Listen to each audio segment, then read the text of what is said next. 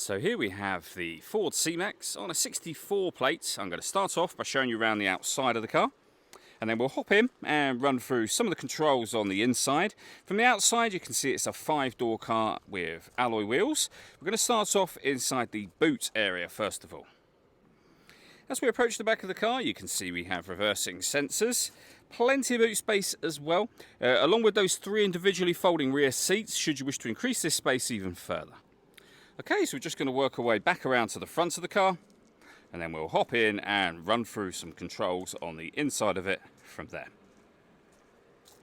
Just briefly before we climb in, I think it's well worth seeing the interior from this exterior point of view. There's plenty to run through on the dashboard, so let's hop in and we'll do that right now. Okay, now that we're inside the car, we're going to start with the dials. Over on the left-hand side, we have the rev counter.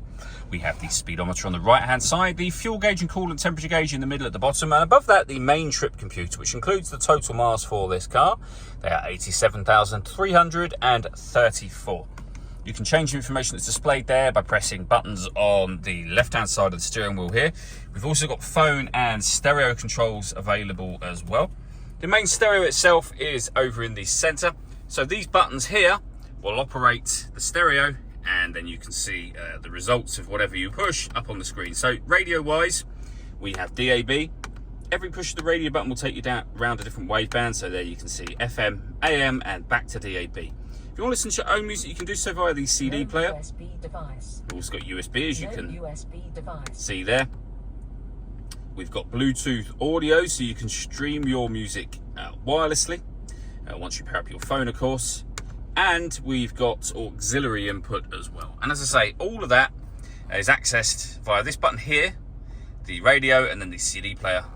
Main volume for the stereo, deadlock, so you can lock and unlock the car doors from the outside, and then below that we have the air conditioning, so you can determine the fan speed, temperature, and direction of the air.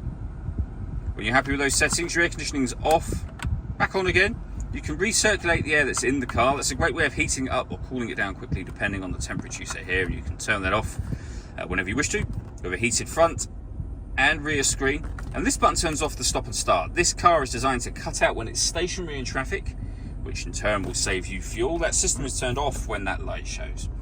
We have a 6-speed manual gearbox and a 12-volt charging socket. All that leaves me to say is thank you for taking the time to watch this video. If you'd like to come and see the car in person and have a test drive, please feel free to give us a call here at Surrey Specialist Cars. We'd love to hear from you soon.